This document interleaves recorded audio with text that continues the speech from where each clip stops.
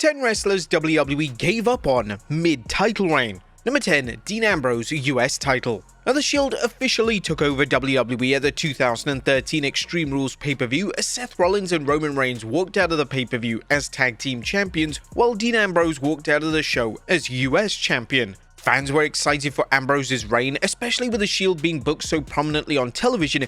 There was an anticipation that the US title defenses on TV would be a regular fixture.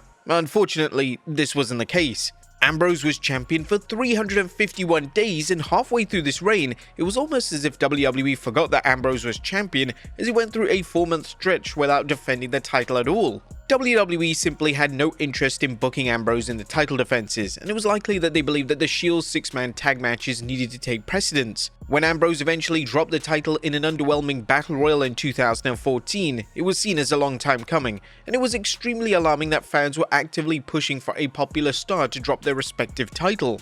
Number 9, Sheamus World Title Reign. Sheamus' 2012 World Title reign got off to a difficult start, as WWE's call to have him squash Daniel Bryan at Wrestlemania 28 didn't exactly sit well with the fans. Sheamus' run never truly felt like a world title run, as he wouldn't even main event a single pay-per-view during his reign, and by the time WWE landed in the summer of 2012, they were presenting the reign as if Sheamus was a mid-card champion.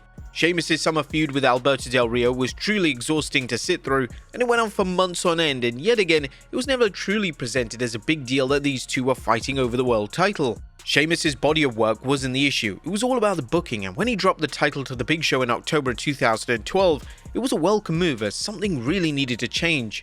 Number 8, Curtis Axel Intercontinental Title Reign. One of the names that WWE decided to push following WrestleMania 29 was Curtis Axel. Axel would be repackaged and he would be paired with the iconic Paul Heyman, which on paper should have been a recipe for major success. Axel would capture the Intercontinental title and he managed to have one of the most lifeless and underwhelming reigns in WWE history. Despite Heyman at his side, Axel had struggled to connect with the crowd, and unfortunately this was highly detrimental to the success of his reign. WWE realized around halfway through the reign that the fans weren't connecting with Axel, and that they eventually made this smart call to have Big E dethrone him on Raw to become the new champion. Number 7, Chris Benoit World Title Reign.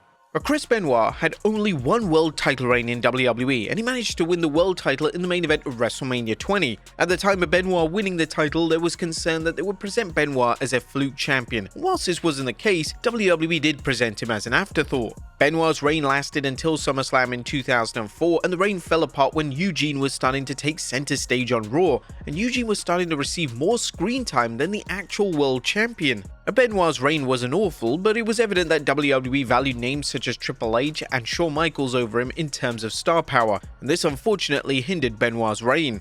Number 6, Big E WWE Title Reign.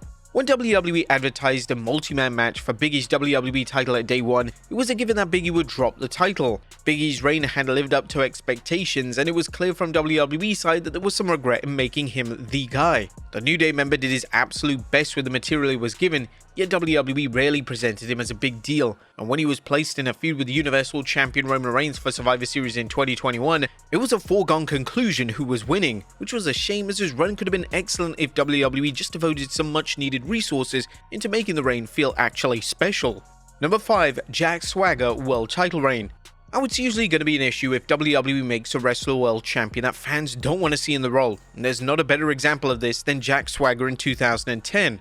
Swagger would win the world title following a successful Money in the Bank cash-in, and this was a weird approach to take, as Swagger hadn't been built up as a main eventer, so he was already struggling to get the fans to take him seriously. Swagger was atrocious in the main event role, and WWE realized it approximately 2 months in, as they wouldn't even allow him to defeat Big Show on pay-per-view, a victory in which turn would have given Swagger's reign some much-needed credibility. Swagger quickly became a joke of a world champion, and the most baffling thing about his reign is that when he dropped the title to Rey Mysterio, WWE would then decide to give Swagger an edgier side, a side that would have been present for the duration of his lousy world title reign. Number 4, Jinder Mahal WWE Title Reign.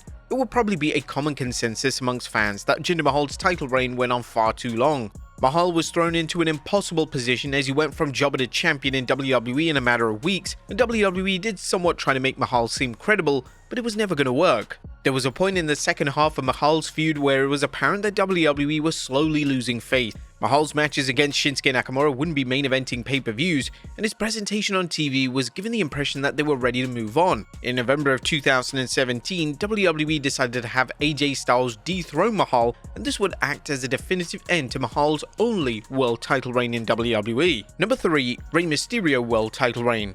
When Rey Mysterio reached the top of the WWE at WrestleMania 22, a lot of the names were behind the decision backstage in WWE, yet unfortunately, former chairman Vince McMahon wasn't exactly sold on the idea. It's often been said that McMahon just went along with the idea. After all, if everyone on the backstage team is pushing for an idea, it's hard to ignore. McMahon would book Mysterio's reign with resentment, and he would literally book Mysterio as if he was the biggest joke of all time.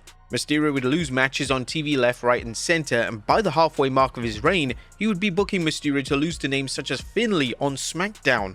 McMahon was clearly out to show that he was right and everyone else was wrong, yet this was highly detrimental to Mysterio and the fans' reception to his reign. Although McMahon booked Mysterio's world title run into the ground, eventually he did come around to the idea of Mysterio as world champion, and in later years, Mysterio would evidently become one of his favorite stars. He would win 2 more world titles over the next 5 years, and McMahon would often try to present Mysterio as one of the biggest names on the entire roster. Number 2. The Judgment Day WWE Tag Team title reign.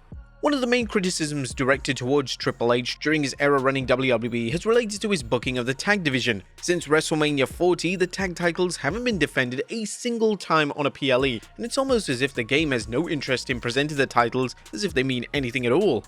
Triple H's booking of the Judgment Day's tag title reign over on the Raw brand has been a colossal failure. Despite being champions for over 150 days, the Judgment Day have only defended the titles twice on television, and it's becoming a running joke that Triple H has forgotten that Balor and JD McDonough are even champions. The game's booking of the tag titles has become so bad that sometimes the duo don't even appear with the titles, as if almost they've left them at home as they knew they wouldn't even need to defend them. This is of course not the fault of the talent, but it's definitely an element of modern day booking that WWE needs to vastly improve on. And number 1, CM Punk world title reign. According to WWE exec Bruce Pritchard, a plethora of injuries at the top of the card led to WWE making Punk world champion following a Money in the Bank cash-in in 2008. Punk's reign was booked weirdly, as outside of JBL, it was almost as if nobody on the roster was willing to put him over in a convincing manner. Punk would have a lot of fluky victories, and he would even have a babyface versus babyface showdown versus Batista that ended in a double DQ. WWE was simply trying something new in the main event scene, and as Punk's reign went on, the weaker the booking seemed to get. When they arrived at the 2008 Unforgiven pay-per-view, Punk was defending his world title in a scramble match. In one of the most frustrating moments of Punk's WWE career, they opted to take him out of the match by way of Randy Orton Punk kicking him in the head. Punk's reign had already had a rotten reputation, and this was the icing on the cake. According to Pritchard on his podcast, Punk was baffled by WWE's booking, and even Pritchard struggles to defend WWE's decision-making. How did Punk take the news? Confusion. Really confusion. And when you look back, to me, Jericho and Shawn did not need that title. No. They needed a prop. They needed a prop for a ladder match, okay, but they sure as hell didn't need the championship. I thought Punk needed the championship. I thought that the championship helped Punk, but at that point, it was needed for a prop to have a ladder match. So, and as crazy and as many conspiracy theories as people want to throw out there, it's as simple as that. Punk will go on to have several more world title runs in WWE, and thankfully all of them were considerable improvements over his 2008 reign. But there you have it folks, 10 wrestlers WWE gave up on mid-title reign. Be sure to leave your comments down below, and I'll see you next time with some more wrestling content.